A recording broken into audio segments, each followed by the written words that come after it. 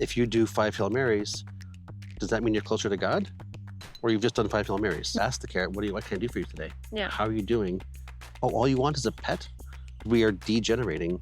We're physiologically degenerating because our nutritional status is getting weaker and weaker. And people want to believe that organic is better. They want to believe regenerative is better. They want to believe that the local farmer is producing a higher quality crop. Yeah. Those are not necessarily true. Oh my gosh, my world is crumbling. Dan, thank you so much for being here with us today. My pleasure. Beautiful. Yeah. So getting straight into it, my first question is just going to be, I always thought that an organic certification or regenerative farming practices would automatically mean that a product is more nutritious. Yes. And I'm realizing that this is not actually true. Yes. So why is that not true? And how can we actually discover why a product would be more nutritious than another one? Yeah. My parents were founders and led an organic farming organization in the U.S. for 40 years, 35 years. They wrote some of the first organic standards in the U.S. in the 1980s. Mm-hmm. So I come from the background of being an organic farmer and having my parents be leaders in the organic movement. So with that context, I also was raised with the knowing that organic meant more nutritious. And when I was exposed to this little thing called science and realized that actually there's a massive variation in nutrient levels in organic. All organic is not uniform. The first thing is that food is not uniform. People have had a tomato off of the shelf in January. They've had a tomato off the vine in August. They know that experience of variation in flavor. That actually your tongue is a very sophisticated nutrient monitoring system. Okay. So when something tastes better, not sweeter, but flavor, it's more nutritious. And there's a massive variation in nutrient levels in organic. There's a massive variation of nutrient levels in regenerative, in permaculture, in local, in agroecology, in conventional, et cetera. So you can't say that all organic is uniform. That's the first mistake is to think that organic is uniform. Okay. That must have been quite a shock, to realize that actually there was a bit more complicated science behind the organic certification. Well, what got me to be asking the questions in the first place was that I was a farmer who couldn't make a living. Okay. And I struggled as a farmer with pest pressure, disease pressure, failure to thrive. And I had a young family, and I was trying to figure out how to pay the bills and provide for my family. And so the questions I was asking were, how can I cause plants to not be pest and disease susceptible? And actually, it's through the functionality of the soil life. The microbiome, soil health is plant health, is pest and disease resistance, is farm viability, is flavor, is nutrition, is human health. Okay. Soil health, human health, massive, brilliant interrelationship. And a lot of the practices that I was brought up with in organic do not facilitate soil health. Just because you're not using chemicals does not mean you've optimized soil health. Okay. Just because you're cover cropping and no-tilling does not mean you're optimizing soil health. So there's do less bad, great. Less toxic chemicals, great. That's a good thing, yeah. Keeping the soil covered, awesome. Disturbing it less, great. But if the issue that's impeding soil health is something like air, like the microbes in the soil need air to breathe, if your soil is tight and you're not disturbing it, these microbes are all asphyxiating. So it doesn't matter if you got cover crops, doesn't matter if you haven't applied the chemicals, the microbes can't breathe and they are dead because they can't breathe. And until you as a farmer understand that microbes need air to breathe like chickens do, and you solve that problem for them, you will not have soil health. So would solving that problem be plowing or tilling in that case to sort of mix up the... There's 85 different ways of solving that problem, but you actually have to understand the root problem and work systemically to address it. Okay. And if you're just applying a regimented set of practices, like the organic protocols we were brought up with, or like a lot of what's happening in regenerative is, if you do these things, then you get this, you claim regenerative. Okay, well, it's a process-based standard. I like to say it's like kind of like a religion. If you do 5 Hail Marys, does that mean you're closer to God? Or you've just done 5 Hail Marys? Yeah. You've planted cover crops. That does not necessarily mean you got better soil health. Or you've arrived at a high level of soil health. So each piece of land is unique, and it's alive and it's sentient. And only when you as a farmer are humbly listening and serving that land right here, right now, should you expect its vitality to increase. Mm-hmm. If Okay. you apply regimented protocols, So, that may or may not be appropriate. how much of soil health also just depends on stuff like location and the history of that land? Because, for example, I've heard that like some conventional farms who are not doing any of these like good practices that we know about have better soil health than certain organic farms. So is there also sort of like it's just a question of location, of history, of how much that land has been farmed in the past and all that type of thing? Certainly, each piece of land is unique, and some pieces of land have better inherent capacity or system function. But many farms that are conventional, which is not conventional because it's only a 80-year blip in the history of humans engaging with land. But many farmers who are not certified organic or regenerative are also engaging good soil health practices. Mm-hmm. Just because they aren't organic or regenerative does not mean they're doing always bad things. Yeah. Because we the have science is out demonized there. them a bit as well. It's us, them. Yeah. I'm a Christian, you're a Muslim. Yeah. I'm good, you're bad. That kind of, I'm black, you're white. Yeah. Like, it's that sort of us, them reality, as opposed to every piece of land is a piece of land. It has strengths and weaknesses. Every plant has its own needs. The more we can deal with the living system like it's a living system, each child is unique. I'm not sure if you have children, but I've got children. Each child is different. They need different things. If you apply a regimented set of practices to all your children, they're not going to get their needs met. Yeah. So don't treat your land that way. Yeah, absolutely. I'm not sure if that makes sense. Yeah, absolutely. It makes complete sense. So going also to the sort of root of the problem, what has happened for our food to be so nutritionally depleted today? Because I've seen loads of numbers and statistics that explain that today our food has lost I don't know how much nutritional value compared to pre-Green Revolution times. Yeah. So can you walk us through kind of how that happened and why? I think, again, the first assumption is that all food now is uniform, and all food in 1980 was uniform, and all food in 1950 was uniform. That's just not true. There may be a number that a government published in 1950 that said this is what's in a carrot, and that government published a number in 1980 and in 2020. And those numbers that they've published have gone down, and the averages have gone down, but there's never an average human. There's never an average cat. There's never an average potato. At any point in time in 1950 or 1980 or 2020, there was a full spectrum of variation in the nutrients in potatoes. And so, so that's the first thing is to understand that variation exists and always has existed, and you'll never find an average potato. Yeah. But what has caused those averages to go down is, I think, the fact that the market has been paying farmers based on volume and aesthetic. Right? If you're a farmer and you want to make a living, you don't get paid on nutritional caliber. You get paid on pounds or kilos or bushels or tons and aesthetic uniformity. Yeah. And so the market has been incentivizing a set of practices, in most cases antithetical to nutritional caliber. And so since there are no real averages, you can make averages, but there'll always be a big range of different levels. Yeah. And what does that range depend on? Is it like varieties? Is it, it's type of agriculture, but are there other things aside from the soil health that also influence nutritional value of the product? So that was one of the first questions that we started. I run an NGO, an educational organization, and we coined this term nutrient density almost 20 years ago now to begin this conversation about that variation in nutrient levels in food. One of the first questions we had when we looked into literature is, what is the scale of variation? How big is this nutrient variation in food? And there wasn't really any good science out there to answer that question. The second question is, if there is significant variation, which we think there is, what causes it? And our initial work from 2018 to 2022, we sampled 10,000 crop samples across 2 continents, hundreds of farms, 25 different crops. We overlaid the soil metrics and the management practices, trying to tease out these questions. What role does genetics have? What role does soil type have? What role does certain fertility programs or management practices or certifications or points of purchase?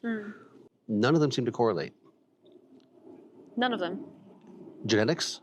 Okay. You can take a bag of carrot seeds, plant it in 10 different soils, and have massive variations in nutrient levels. You can take one field, manage it differently, and have massively different nutrient levels. Okay. You can have 10 farmers in a 5-mile radius who manage their soils differently and have massively different nutrient levels. Okay. You can have 10 farmers that use the same certification, right? So organic versus not organic does not correlate. Local to not local doesn't correlate. Soil type is not a causal factor. I mean, Okay. genetics is not a causal factor. The thing that we found that connected to nutrient variation was levels of life in the soil. Okay. Soil health, the function of the microbiome, which is the bottom of the food chain. We need our microbes to exist, to flourish. Like the level of function of our microbiome connects directly to our health. It's exactly the same for plants. Okay. The more well the land is functioning, Yeah. the healthier the plant is, the more nutritious the food that comes off of it is. And so in a lot of in the regenerative space, a lot of people are doing soil sampling and soil analysis to understand the microbiome and to understand the level of health that their soil has. Would that be then an efficient way to measure the nutritional density of the product that's grown in that soil? By measuring the soil? Yeah. Or is that not enough? Not enough. Okay. So yeah, you can take a soil test in April or in October, and that will at one moment tell you, which nutrients are there and which microbes are there, et cetera. But the plant grew from April to September, or whatever it is, June to October. And the time when the plant was alive, from when it got planted to when the crop was harvested, it was experiencing life. Yeah. And so if you think about, raising a child, if the first 3 years of that child's life, it eats macaroni and cheese, that's a formative time in the child's life. Its bones aren't going to be as dense as they could be. Its immune system isn't going to be functioning well. For the rest of that child's life, it's not going to be as healthy as it could be because what it experienced early on is going to have a ripple impact. So the functionality of the life in the soil through the entire life of the plant is what seems to correlate to and if for cows and chickens too, right? Okay. The whole lifetime of that animal impacts what's in the part that you eat. So there are a bunch of different things that you can measure, which are helpful to giving context to the farmer to begin to change their practices, to become more present with the moment and managing in real time. But yeah, it's a bit nuanced. I mean, indigenous cultures said, we'll ask the plant. Yeah. Because they, had the capacity to communicate directly with nature. So we've been trained that we have to use empirical external instruments to get facts and figures. I would argue the indigenous cultures actually had something figured out, which was that we are able to communicate directly with nature. Not in words per se, but in other levels. So it seems to be that real-time, constant, lived symbiosis with the ecosystem and support, caretaking, stewardship of the ecosystem that has the best effect. So is it kind of like, this may sound like a silly question, but so for example, I have a lot of houseplants in my apartment, in my urban apartment in Madrid. Yeah. And I find that I have that kind of relationship with them where I'm able to tell now also with a bit more practice when they need more water, less water. It can be just sort of like how the leaves are shaped, the body language of the plant. Yes, exactly. Yes, so is it sort of that, but at a much bigger scale that you're talking about? Okay, that's so interesting. And deeper. And some people are clairaudient. They'll hear things, or it's clairvoyant. They'll see something, or they'll wake up in a dream. We have multiple levels of perception that we're wired with, which we don't feel comfortable talking about sometimes in the Western cultural framework. Yeah. And do you think is there sort of like indigenous knowledge that we can go back to refine these ways of understanding the land and understanding what we can do as farmers? And I would say we've got an amazing opportunity to integrate the Western rational empirical frameworks with all kinds of IoT sensors and metadata and AI and pattern forming with the deep profoundness that we each are to perceive and communicate directly. And, the scientific method. The scientific method is like, experiment, try this, see what happens, collect data, share. We can now with the internet, we can have every farm, we can be collecting all numbers of pieces of data. We can share it openly.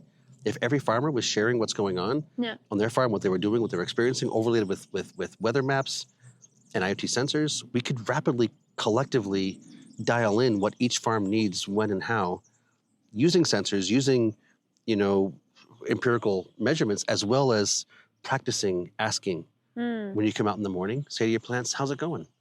I find What's it to up? be, yeah, it's like something, it's a bit like the us and them that you were talking about earlier. We have this mentality that it's or that first approach or this second very scientific and empirical approach. But in fact, probably the most efficient one is Weave. finding weaving them both together and pulling the best of both. But I find that most people sort of choose one or the other, and then because it becomes a bit of an identity as well. Like, no, I'm a scientific farmer, or I'm more of a spiritual farmer, and I don't know that many The scientific who... method applies on whatever level you're engaging.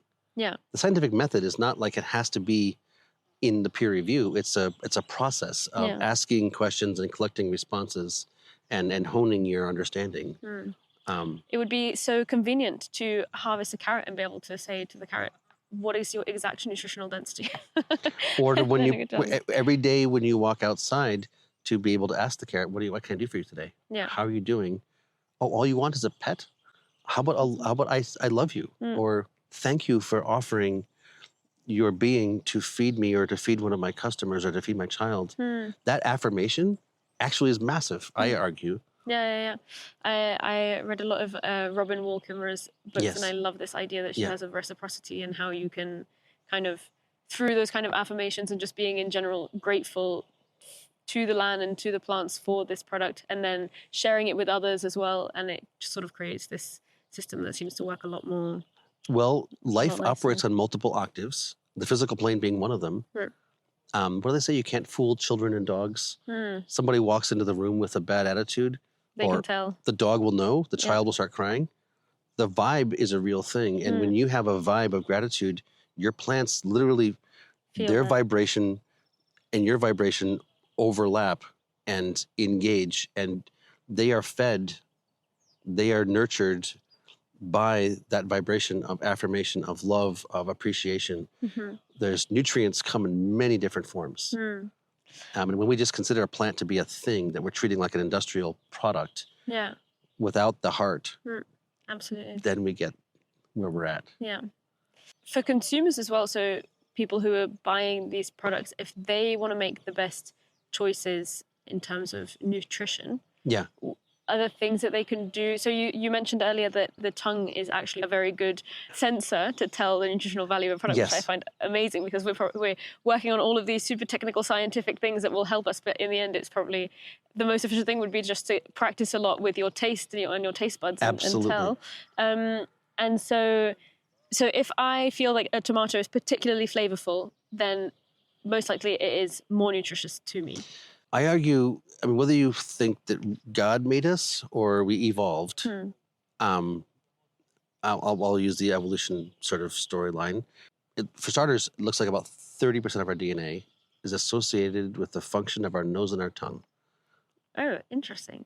Somebody who helped design us thought that it matters for us to be able to smell and taste well.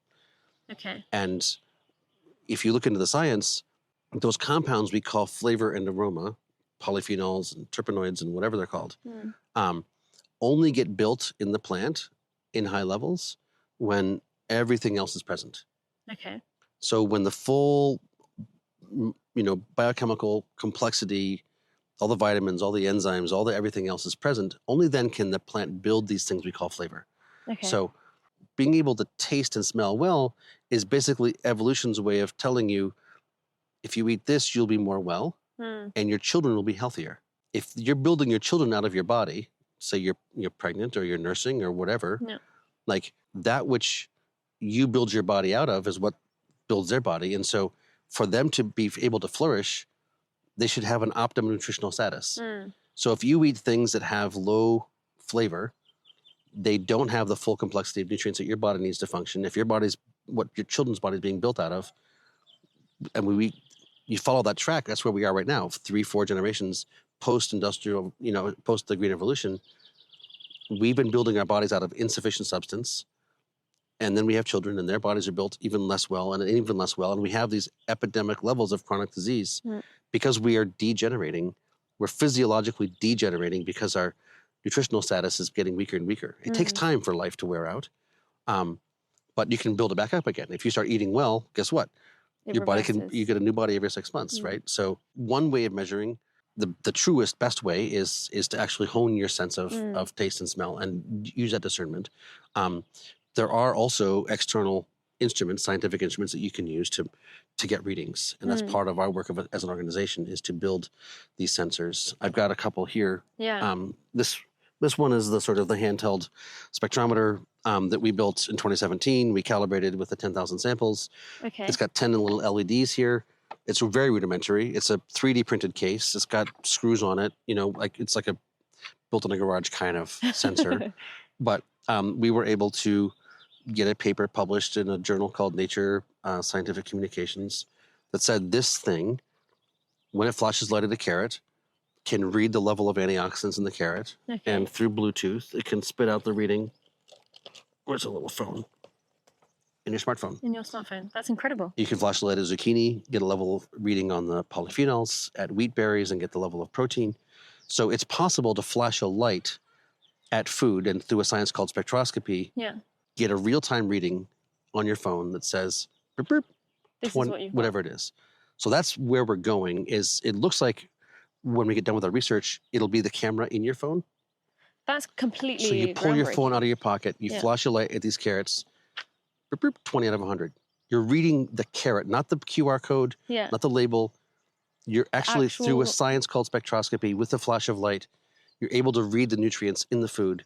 And if you've got 3 brands of carrots on the shelf, or 8 apples to choose from, or 3 choices of steak, or whatever it is, you can read the nutritional caliber and have that be a data point when you choose what to purchase.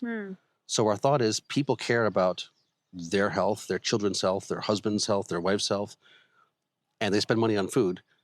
And so if you could choose the thing that's more nutritious, and then you can post that reading on Facebook or Instagram, everybody in town's going to know at this store, this brand's better, that brand's worse pretty soon. Or if, crowd farming stuff is like 85% of the time better than anything else around, that's where you can go to purchase. So our thought is use the market, use the incentive of people wanting the best for their families to drive the practices that will sequester carbon, that'll heal the ecosystem, that will heal ourselves. It's incredible because it's putting all of the power into the consumer. I mean, the money is the vote, and we are the ones that actually use the money. So if we come together, we the people come together for the betterment of ourselves and our children, and also the climate, the companies will follow. Yeah, absolutely. But we have to come together, and science is a really valuable tool, right? Because that's where you can be non-dogmatic, non-religious, like empiricism, and that's. I mean, I feel like it's a really good opportunity. It feels huge. I mean, being able as a consumer to read the 3 different apples that I've got on the shelf and choose the most nutritious one. I mean, that is like giving an amount of knowledge and amount of power to the consumer that we're so unused to having as well, because today we don't have any information on how our labels, food has been grown. certifications, and marketing. And people want to believe that organic is better. They want to believe regenerative is better. They want to believe that the local farmer is producing a higher quality crop. Those are not necessarily true. On I know we don't like averages very much, but on average, is it a little bit true or not at all? Ugh, that's so disappointing. Oh my gosh, my world is crumbling. No, of course, I understand that there are so many variations, but I thought that maybe statistically in the big averages, organic and regenerative would still be a little bit better than, but no. I can see that you don't like saying this either. I'm sorry. Yes, we're not only on video. We have collected, like I said, thousands and thousands of samples, and a lot of them were from small, local, organic, regenerative farms who were pretty damn sure that they were better, and they were really happy to send us in their samples. And the graphs are just embarrassing. Oh my goodness. I mean, the reality is almost all food is way worse than it could be. The bar is embarrassingly low for everything. Okay. The opportunities to improve are everywhere. It's not hard to do way better. Okay. So it's just a question of who wants to take the first step, and how can we work together, and how can we compete to be producing better food? And let's start with humility. Don't start with being cocky and arrogant, I'm organic, I'm better. I'm take my regenerative, soil I'm better. sample, you'll see what will come from it. Let's build a big open data based. Let's Yeah. actually have a scientific method by which we develop a 1 to 100 standard. Let's have a framework where we all agree this is a scientific process, Yeah. and we're getting our dogmas out of the way, and we're just measuring. And then, okay, this year I'm at 20 out of 100. Well, next year if I'm at 25, and the next year I'm at 30, next year I'm at 40, Off I go. bam, Yeah. and then the competition occurs, and everybody's improving. Mm. And then all humans are more well, Yeah. and then the soil is more well, and then the climate is balanced, right? I mean, we can actually massively impact climate for the better in short order if we do farming well. Yeah, absolutely. And the best way to drive it, I say, is to let people who care about their children choose the best food off the shelf and leave the junk. Yeah. Or the less good. Yeah. And I'll say, this is another thing. This is called a refractometer. Okay. This has been around for 195 years. Wow. There's no battery. You basically take a garlic press, and this is not a flash of light thing. You take whatever it is, the tomato. You take a piece of the tomato, you stick it in the garlic press, you squish it, you get a drop of juice out. It goes onto the refractometer. You look through, and you get a number. And This you is get a something- number. May I see this? It's Okay. Oh, it's- is this a It's called a refractometer. refractometer? Oh, I see. There's a scale. There's a scale. When you look into it, there's a scale of the percentage of bricks, right? Is that Precisely. correct? And when there's some liquid on the screen, there'll be a line there. That will go. It will be at 5 or 12 or 14 or whatever. And this is what farmers or agronomists use to measure the level of bricks in a product. Right. And so we've got a chart. This has been around for a while, which has a poor, average, good, excellent Okay. for 50 different crops. Okay. So we, as an NGO, as an educational organization, are launching an app this month where anybody who wants to can take a refractometer and a garlic press. When you bring home your shopping, Yeah. take a reading, and then you upload onto the app date of purchase, point of purchase, brand, and reading. Brilliant. So we, the people, citizen science, bottom up, before all the science is done, before it's in your phone, right now, we can begin to engage that process of assessing the supply chain and seeing where better and worse are. But can you also explain what exactly bricks is. For maybe an average consumer who doesn't necessarily know what bricks levels are? What does that symbolize, this measurement? Yeah. So bricks technically measures total dissolved solids. So effectively, the more watery or empty a food is, the less dissolved solids are in the juice of it. Okay. And the less light bends when it passes through it. So bricks measures refraction. It measures the amount that light bends when it passes through a fluid. Okay. So if you're in the bath and you stick your hand in the bathtub, half in the water, half not, it looks like your arm is bent. Yeah. You know your arm isn't bent. You know it's just the light passing through the water that's bending the light that makes it look like it's bent. Mm-hmm. Interesting. So the more stuff dissolved in the water, the more the light bends. Okay. So the more watery a tomato is, the less the light bends. The more full of stuff the tomato is, the more the light bends. Apples, potatoes, cucumbers, lettuce, milk. Okay. So that's what this measures. It's very simple. It's not nutrient density. Yeah. But it's the best stand-in we have now. It correlates with flavor. It correlates with shelf life. It correlates with pest and disease resistance. It correlates with vigor. Okay. So as far as a stand-in, it's the best thing we've got. It's not perfect. Mm-hmm. It's inexpensive. It's simple. And so because I've seen a lot of iterative process. Yeah, a few agronomists who are using that, and from what I had thought I understood, it was used to understand whether a fruit is like ready to be harvested yet or not. So you have to have a minimal level of bricks percentage to be able to harvest your product and then sell it on, right? So I think Traditionally that's been used in grapes, especially. Winemakers are some of the people who've absolutely...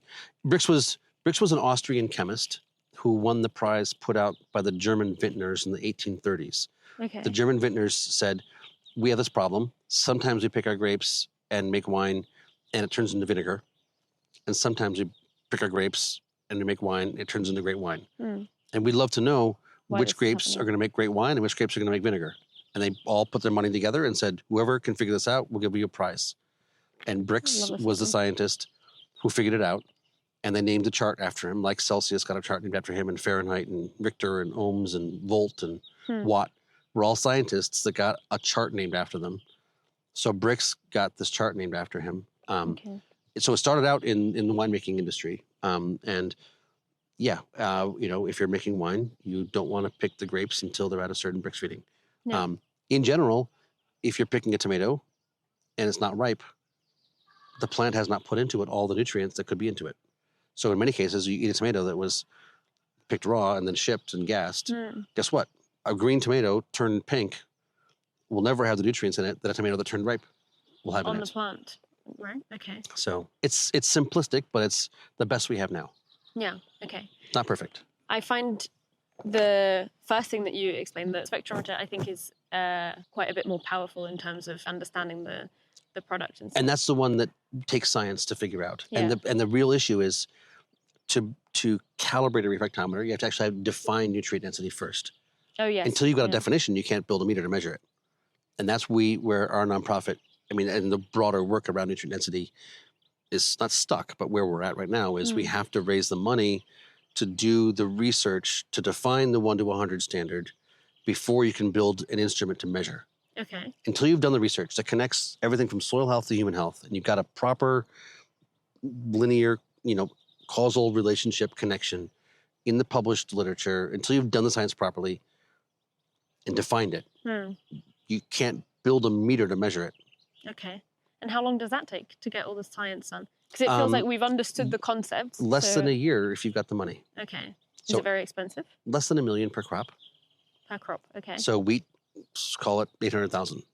Potatoes, blueberries, apples. Each crop is unique and needs its own standard built. Okay. And that's a scientific process. And so And- we're an NGO, and that's what we're doing. Yeah, amazing. And who is interested in financing these types of things? Because I would think, so who has the most money in the agro-food industry? Probably those who are less open to spending it on these kind of measurements. The reason this research has not been done is there's been no one with a deep pocket who has found it to be in their economic advantage. Yeah, what a surprise. So the player that has the best interest is we the people. The consumers, yeah. So if it's 800,000 per crop and you've got 100,000 people, that would be $8 per person. Yeah. Could you put in $8 this month for blueberries and $8 next month for apples and $8 or euros?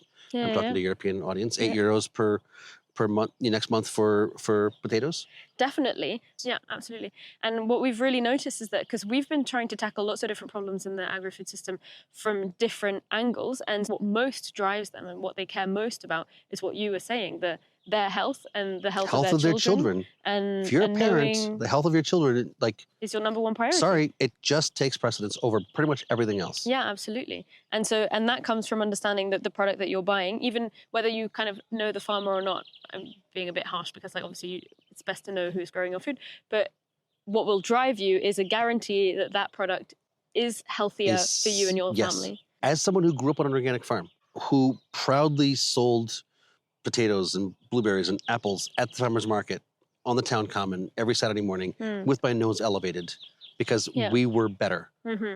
What do your parents have to say about all of this work that you've been doing?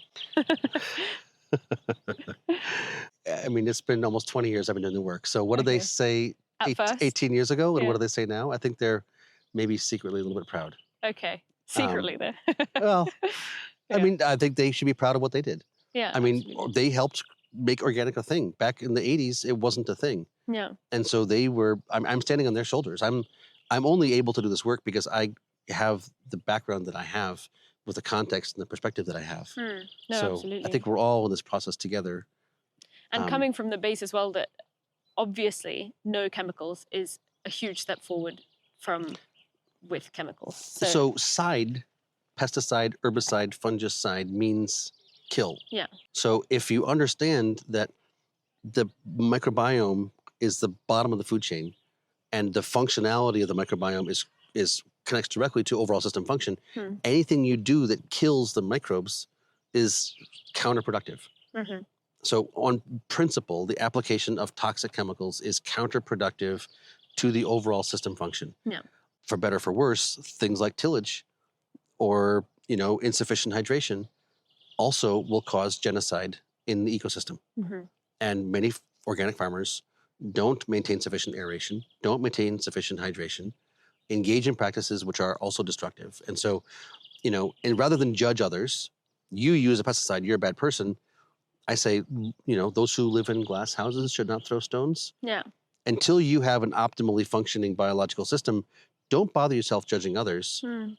Be humble and say, how can I do more well? Yeah.